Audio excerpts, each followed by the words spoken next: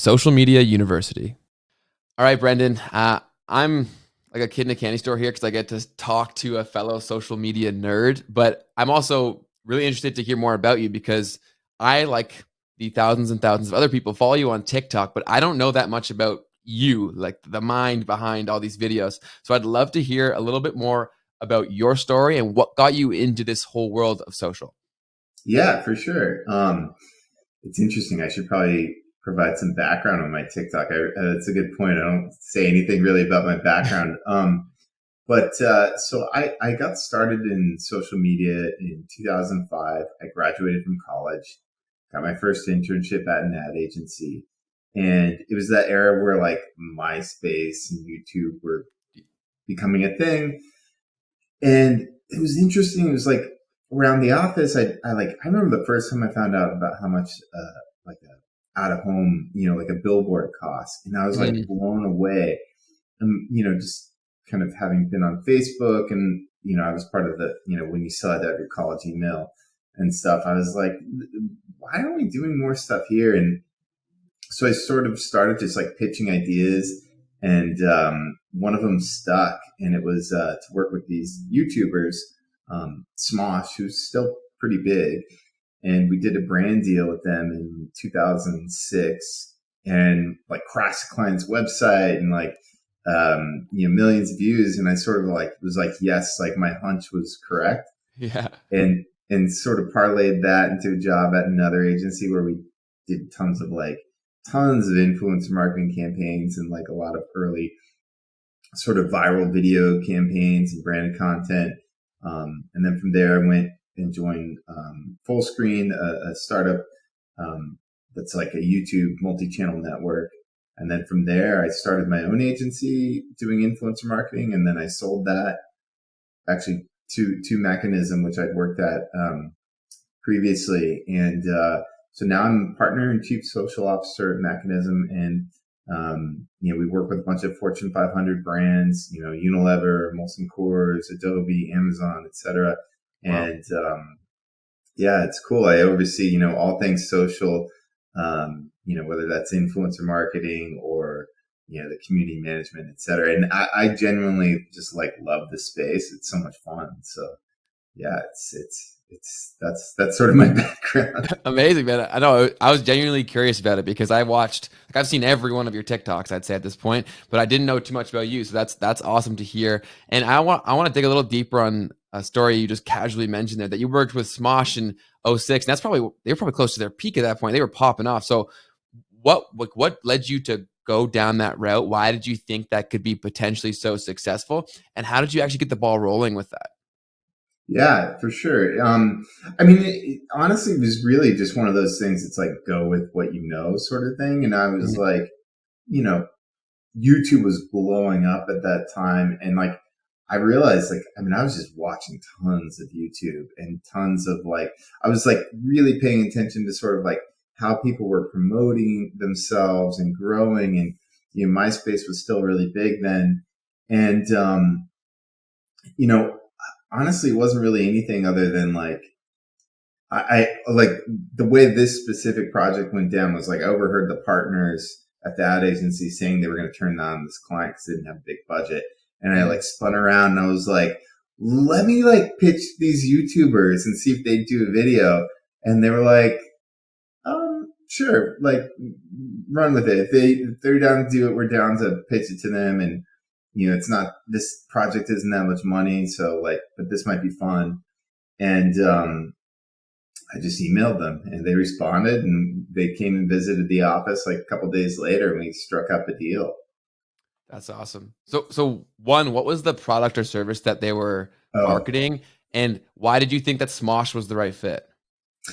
So the product was this thing called, it doesn't exist anymore. It was called the Z-View, and it was basically like an early MP3 player. And sort of their audience was a little bit more, like less high end. It was more for like kind of like kids and teens. It was much more affordable. It was available in Walmart. And so in terms of like figuring out who would be a right fit, it was really just like, yeah, it seems like they probably have an audience of like, you know, teens and tweens, and they could easily integrate it. So, you know, it seems like it could be a good match. It honestly wasn't a whole lot deeper than that. I mean, now, you know, processes are much more rigorous, but back then it was really just like a hunch. Yeah, absolutely. And obviously, that was one example, and there are more and more every day of how powerful influencer marketing is. So, can you speak to those new steps that you just teased there? Like, what is the new procedure to find the right people? Yeah, absolutely. Well, so in terms of the work that we do at Mechanism, maybe for context, we tend to do really like high touch campaigns with influencers, trying to like really make them like real brand partners. And sometimes we'll do multi-year deals with a brand where they're, you know, it's kind of like an influencer athlete endorsement style vibe. Okay. You know, so that's kind of the way we approach it. And so it's very like hands on. And in terms of like how we go about doing it, it's really kind of like I think you kind of break it down in terms of like a few steps. So in the identification process, you know, we've sold through a basic strategy and framework of like how we want to bring to life a program, get in alignment with the client in terms of like the psychographic and the demographic, the qualitative and the quantitative, and then basically take that filter and we'll start searching for people.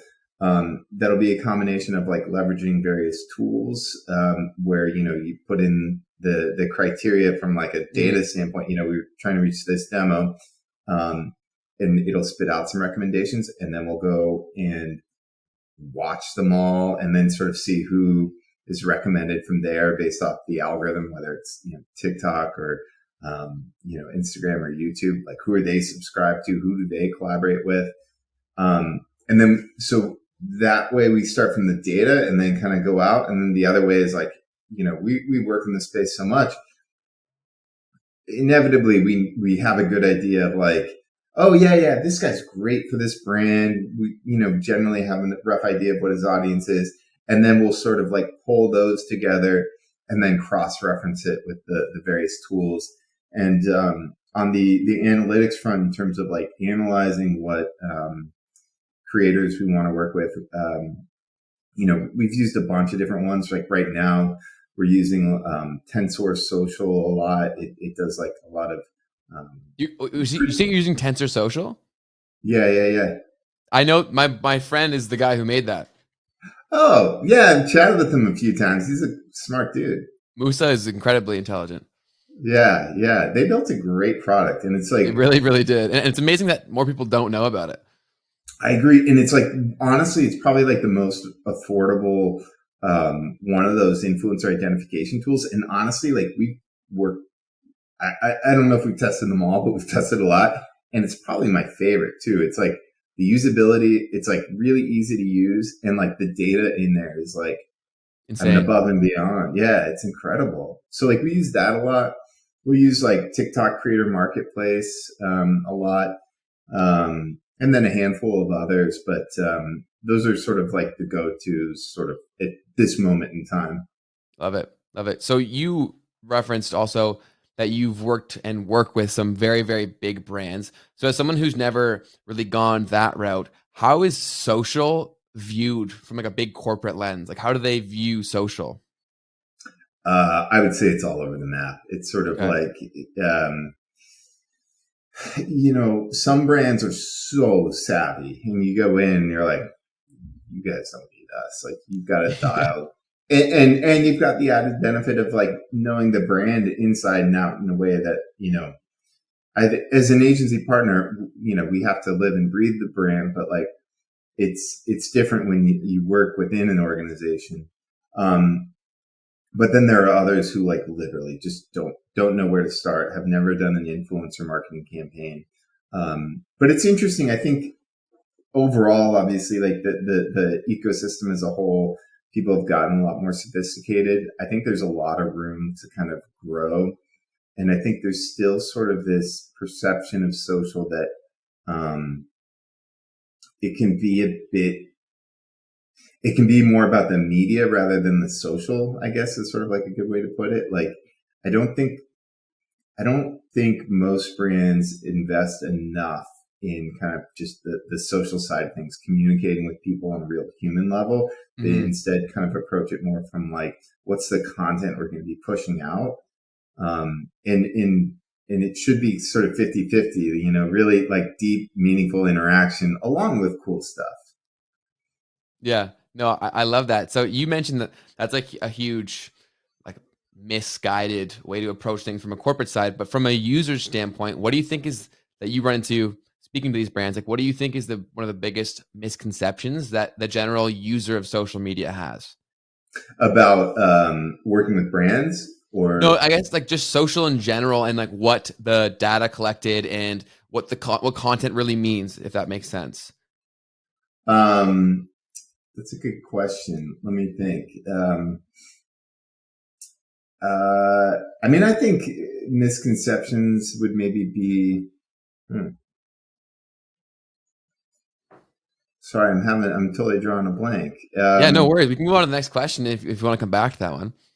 Well, I guess, do you mind maybe giving me some prompts? Because I don't know if I totally know sort of the Direction for the direction question. you Yeah, want to so that take was it. Yeah. definitely very, very broad. But so seeing as someone who like you communicate with the users personally because you have a large TikTok following, and Yeah. then you also deal on the brand side who their whole goal is to get in front of the people who are the users. So you mentioned a misconception from the brand's perspective. What is a Mhm. misconception from the user's point of view? Yeah. I mean, I think the misconception is probably sort of like the processes associated with working with any of these companies, or the processes that these companies sort of have to abide by. Like, everybody points to brands and they're like, "Well, why didn't they do this? It's so obvious. Like, why didn't you jump on this meme that's relevant?"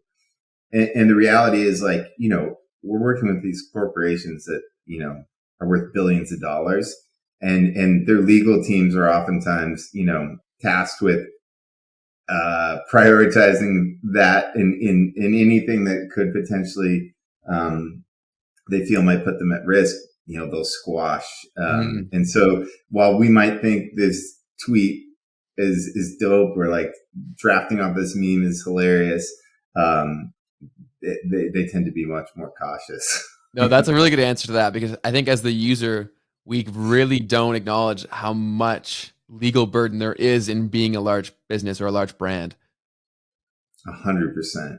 And kudos to, I would say, to most brands, the fact that they are willing to sort of try and put themselves out there. Mhm. You know, in every organization, like, you don't get to be a multi-billion-dollar brand being dumb. And I think oftentimes it's easy to sort of like criticize these brands, and like, it's it's not as simple and straightforward as like, well, do you not know social? It's like, no, people understand what's going on, but they're working with a certain set of parameters. Yeah. No, makes total sense. So we've spoken the last few minutes about big brands, but for more of the lean teams or the solo creators that are building businesses off of the back of social media, what can they do to really separate themselves from the masses? Because there are so many people trying to do the same thing. Oh yeah, that's a great question. I mean, I think there's a few ways to approach it. Like, one, I think is from a mindset standpoint, which is, um, just don't overthink it, and be embrace sort of starting small.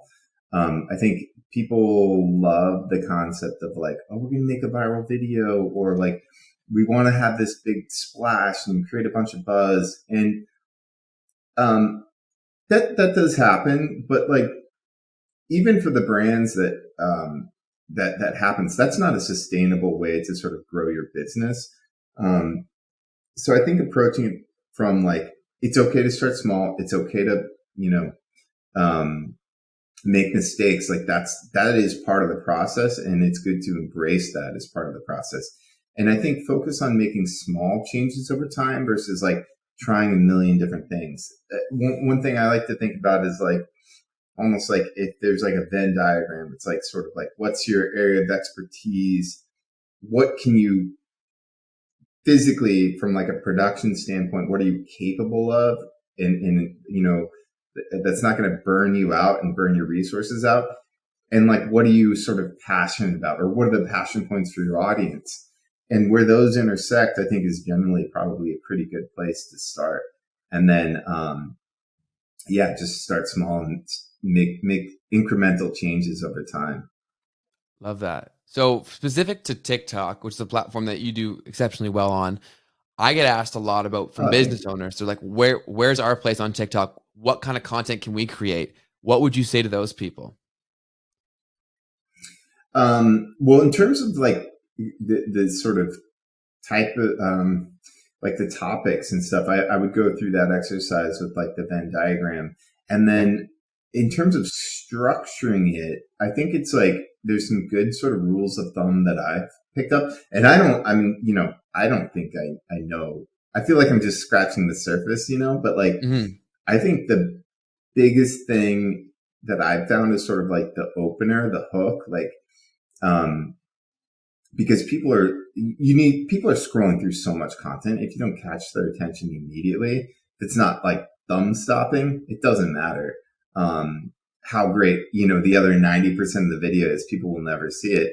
So I think focusing on sort of um, grabbing people's attention, and I think some great ways to do that are leverage borrowed interest. What is happening now? What is happening historically that everybody knows about? What are references your target knows, and sort of use those as like a bit of a hook. Um, I think also it helps to be sort of dial everything up, 10-20%. Like I'm generally a very subdued sort of mellow person. I mean, even my TikToks, I'm not like that boisterous, but it's like that is way more boisterous than I am day to day. And Mhm. so I think energy is really important, and also being a little bit like slightly like hyperbolic. It's not enough to say, "Hey, this is really good." It's like, "This is amazing. Like you'll never see anything like this again." Like power words. Like I think those really help, and trying to make it personal. Like there's a great study somebody did about like YouTube videos. And videos that use the word "you" in the first 5 seconds, like viewership like on average was like something like 66% higher than videos without something crazy like that. Wow. And so appealing to people as individuals, I think also makes a world of difference. Yeah. Yeah, the hook is so important, especially on TikTok because you're so right. There's so much custom tailored distractions everywhere. So if you don't grab their attention, they're gone. And you provided some great examples there specific to capturing their attention and doing that. So, but say like, so I want to ask again about businesses. Like, do you still recommend that kind of thing of borrowed interest and then relating it back to their business, or how can they approach getting started with content? Because so many business owners specifically are very scared of TikTok. Yeah. So I think one thing that I like to recommend with brands is to leverage this framework called the Hero Hub Help framework. And it's like, I think this is a good strategy. And so if anybody's like trying to, basically develop a content strategy from scratch, this is a good way to sort of program your channels. And so like you've got your campaigns, like your product launches. Great. Go all in on those, like whatever that is. Maybe it's a little bit more commercial and stuff. Brands more or less know how to do that. Even small brands know that there's like, big campaign pushes. But I think the things that are really key are sort of like hub and help. So here's your big campaign moments. Hub is sort of your episodic format. It's a recurring, series and format with the same general structure. It's just the kind of the specific execution that's varied. And so like, um, if you are a fitness brand, maybe you have Motivation Monday, and that's like, you know, some pep talk, and then it's like Workout Wednesday, and you have like a demo of a workout. Fitness Friday, and something else, like something like that. And then basically you establish what those formats are, and you just repeat and make small changes each week on those. And what's great about it is you're not always racking your brain for ideas. It's like if you have a structure, if it's like Workout Wednesdays, we're just going to show a new whatever, like weightlifting workout. That's easy. Like anybody in that category could just do that all day long. And I think it really helps. Like I think constraints really, really help. Yeah. There's freedom in it, almost ironically. 100%. And I think creatively it really helps.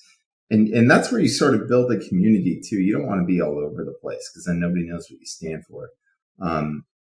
So the Hero Campaign Hub is sort of your episodic content, and then Help is sort of more about your opportunistic, real-time moments. What are people searching for? Okay. And so, maybe if there's like some fitness trend, it's like, all right, well, what's our take on that? We'll jump in. And even with those, like with the big brands that we work with, generally, we have a good idea of what real-time trends we're going to participate in based off of historical data. Like we'll just like go back and search for keywords, on Twitter and like identify, all right, what are some trends that are kind of related to our category that occurred in the past? 90% of the time, the same thing or something very similar is going to reappear at some point. And so you can almost map out, like not exactly the exact execution you're going to execute, you're going to bring to life, but pretty close. And you can sort of map out how you're going to participate in that trend. I think a great example of that is like we used to work with Jack Link's beef jerky, and beef jerky. We're like, what the hell are we going to like be able to like participate in that people are going to care about? And in our research, like using social listening tools, we're like, oh, duh, like Twitter beefs. Like those are huge. Yeah.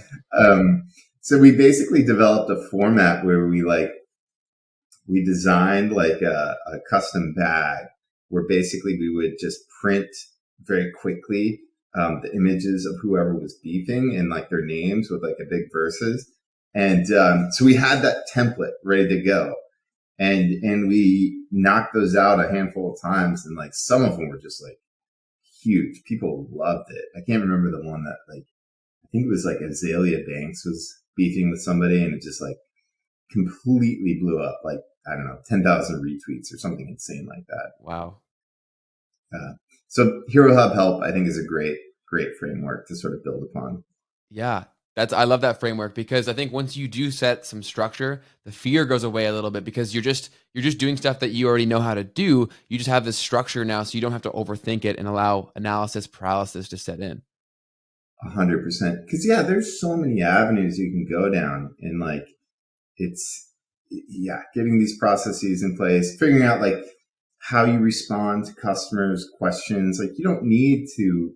It doesn't need to be custom every time. Like you can have these sort of boilerplate kind of processes in place. I mean, it shouldn't be just copy and paste, but you can have sort of like, here's how we answered these type of questions. And then you're not constantly like stressing. Yeah, exactly. And then you can eliminate some of that and just actually get the benefits that are there, because there are so many. So you're obviously someone who it's your job to stay up to date with what's happening, and like that's what you do every day. But how can other people stay up to date with trends and strategies that are currently working on social media? For sure. I'll do a shameless plug. Absolutely, You can go for follow it. me. Like, I've got a blog. I write a lot, and a newsletter. So anything at Brendan Gahan, BrendanGahan. I post every single day on LinkedIn. So that's a good resource. I personally, in terms of like identifying the trends and staying up to date, I read a lot of Tube Filter. That covers the creator influencer space incredibly well. A lot of TechCrunch, a lot of The Verge, and then I'm always interested in sort of what's going on in China and their app ecosystem, because it's sort of been a bit of a leading indicator for what's happening here in the US. And so I'll read stuff like, I think it's like Pan Daily and, or Panda Daily, and oh gosh, and a handful of others. But I think all those are sort of great jumping off points. Amazing. So yeah, definitely go follow Brendan everywhere and subscribe to his newsletter. And that leads to the next question I had for you. So you obviously see the value in building the audience and the community on social, but getting them off of social to something that you control, like a newsletter. Could you speak to why that's so important and why you did it? Yeah, absolutely. I mean, I think there's a bunch of reasons why. One is, the algorithms are awful, I mean, TikTok Yes. right now, the organic reach is there. Like I saw a stat from TikTok that average organic reach for brands is 118%. Now, Wow. for Facebook and Instagram, depending on the brand or, who you are, I would say you're lucky if you're getting 5%, Mhm. So that's a multiple of like something like 20, that's 20 something times the reach on average. But Facebook was really great back in the day. And Yes. I think it's, in the early days, it's a bit easier because there's less competition, but there's a pattern of decline. And so, it's good to own that direct line of communication to your audience because you may not be able to reach them. Also, I think there's a bit of a desire in trend now where, people want more of a community, and social isn't always that. We see the rise of like Discord and platforms like that and tools like that. People paying for exclusive services, whether and access, whether that's Patreon or OnlyFans or a bunch of others. I think there's this like need for community, and I feel like it's almost like the pendulum swung so far over to everything being open, everybody saying things in public, and that almost like created this need for more intimate, private communities, and so I think a bit of it is like kind of this cultural shift that's happening. Yeah, I would say that's probably spot on. Is that now it's like we're trying to course correct the opposite of what happened, right? So now we're trying to go find these new opportunities. And I think that's a lot of big reason why people are so drawn to Clubhouse too. I would love to hear Yeah. your thoughts on that platform and what you see for the future of Clubhouse. Oh man, yeah. Clubhouse is really interesting. I enjoy it. I think it's one of those things because it's so hot, people kind of love to hate it. And just like any platform, I mean, now it's, what is it? I don't know. I think I saw a stat. It's like 150,000 people now. It's probably maybe more by now. Um, that's still pretty small, but like the amount of hype they've gotten, it's like the haters have come out in droves. Um, let's see. So I would say I enjoy it. There is a lot of, crap to sort of sift through at times, but once you find Yes. your people, it's pretty valuable. Um, in terms of the future for it, yeah, I mean, right now I feel like they've got this moment in time because of the pandemic, and people desire Mhm. connections, and you can't go to the bar and just have a chat. So like, you're just sitting at home, you want to have a conversation with somebody interesting. This is a great way to sort of bounce around and socialize. I think they actually do have a chance, though, beyond the pandemic to really have an impact, because if you think about it, like oftentimes the format of these is not that dissimilar from a podcast. Like people are already getting pretty savvy in terms of like programming, like, hey guys, we're here every, Wednesday at 1:30. And people come back and tune in, and people are building audiences, and so it's like an interactive podcast in that sense, and so podcasts are exploding in popularity. I don't see any reason why Clubhouse can kind of continue on the trajectory they're on. Well, what's your take, just out of curiosity? Yeah, I say I align with you pretty spot on there, but I keep getting this question and I want to pose it to you. Do you see Clubhouse like replacing podcasts or taking over what that's become? Oh, that's a good question. It's funny that, yeah, I was almost thinking about it recently the other way, like big, the popular clubhouses would be picked up by, like a Spotify and spun out into podcasts. That'd be Um, cool. yeah, I think that's probably a little bit more where my head is at the moment because, I don't think it would be so much. I feel like there's plenty of room for both, I guess, is it Yes, I what I'm agree. thinking?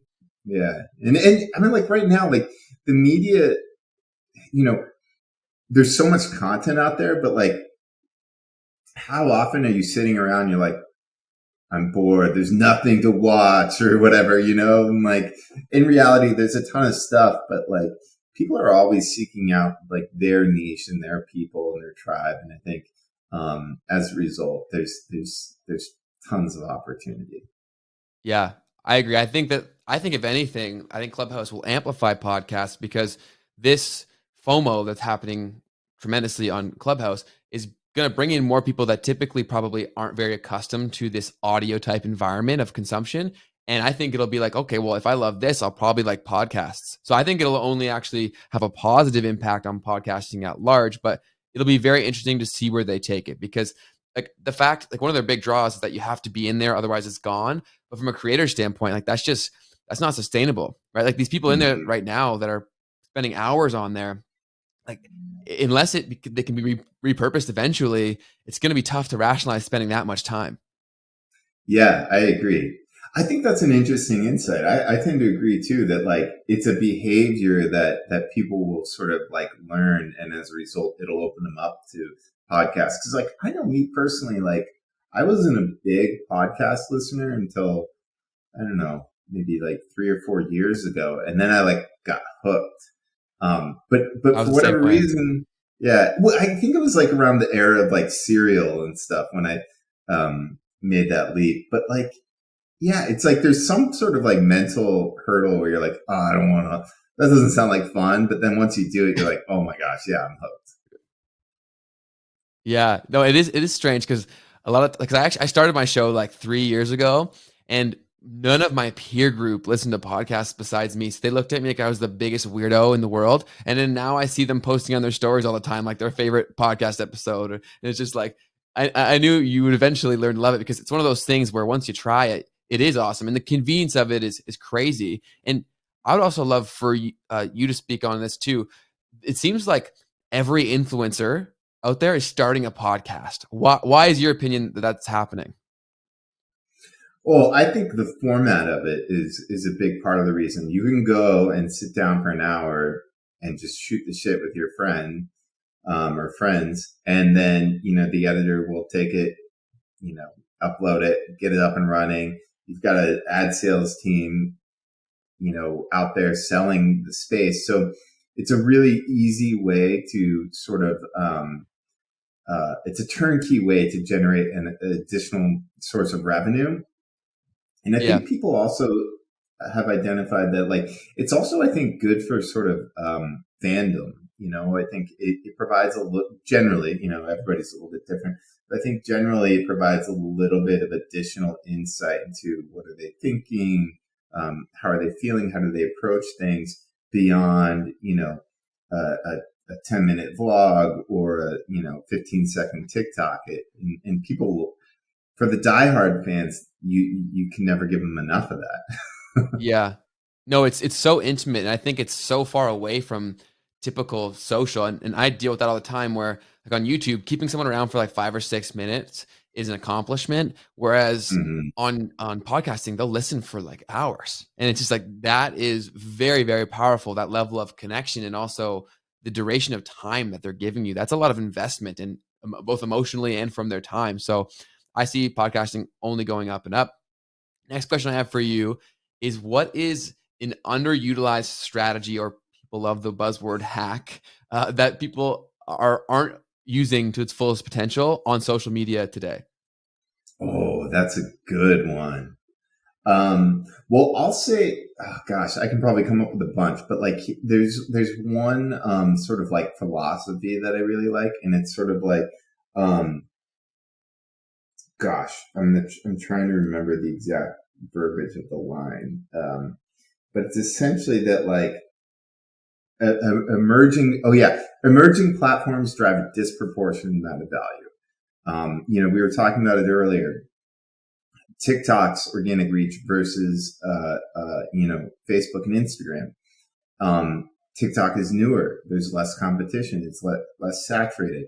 Um, I saw a stat recently. YouTube in 2006, the median number of views per video was 10,000 something.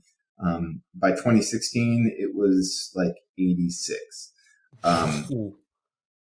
Yeah, like that's insane. And so oftentimes the brands will kind of lean into the tried and true and wait to see if a platform is going to be viable or kind of try and navigate it.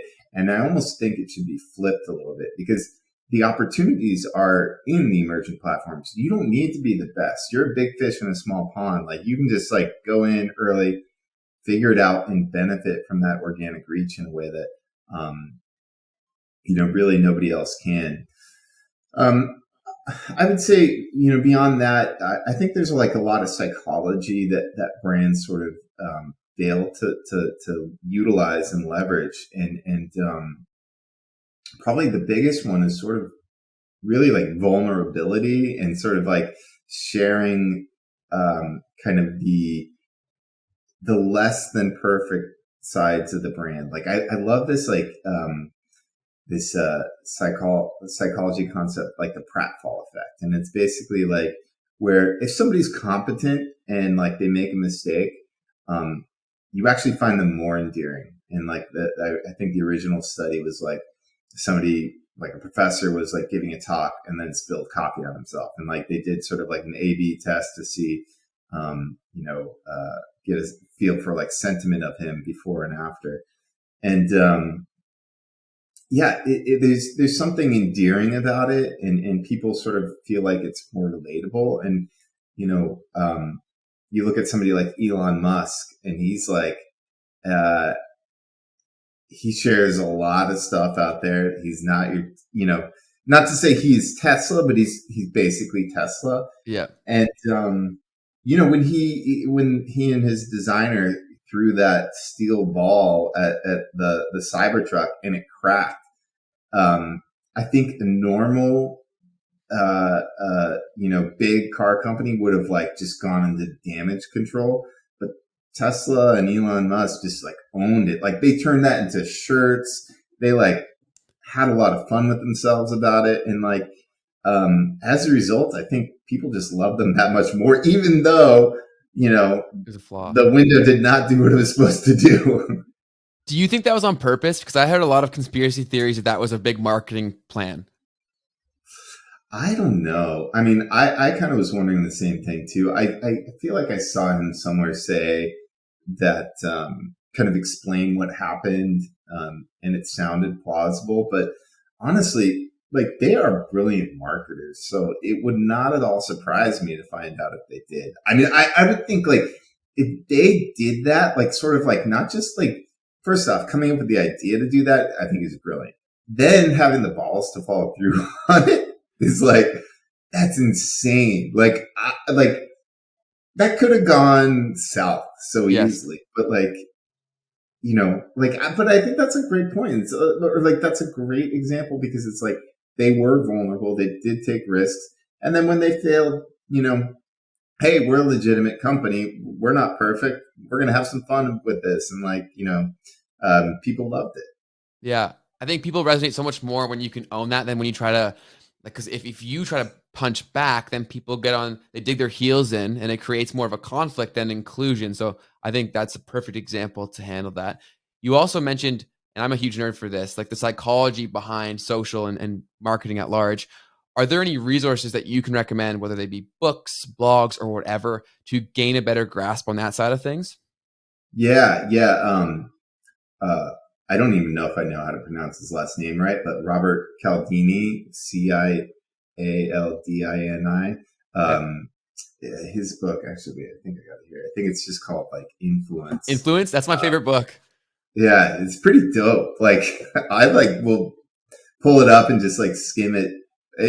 Like it's like on my desk all the time. Yeah, Yeah. that's a good one. I also really, I think probably the best book about sort of like um, just digital marketing and understanding that it's less psychology, but it is a great sort of guide in terms of understanding what gets shared and why. Is Ryan Holiday's "Trust Me, I'm Lying." I have that too. Um, yeah, that's a great one. He's got so many good stories, and it's kind of similar to like that Musk story in the sense that like they do things that on the surface seem very counterintuitive, Mhm. but then you're like, oh wait, yeah, this is like you need to be doing things that are very different to get people to talk. Yes. And when you start to sort of like look at the world through that lens, there's so many possibilities that sort of open up. Amazing. Yeah, I think that's a very underappreciated and not as understood as it should be of a tool that people can really leverage. And those that do it well, they reap the benefits because it's crazy to see how much it can do. And that book's a perfect example because his job was basically creating something from nothing, right? And I think that's so cool, and I'm always blown away by that. So pick up both those books. So I have no more questions for you today because I hope to have you on here again sometime. So I don't want to use all of my I'd Brendan love time to. right now. And so the last thing I have for you is just where can everyone find you? Plug all of your stuff one more time. Yeah, I mean, honestly, if you just Google my name, whatever your platform of choice is, I'm there.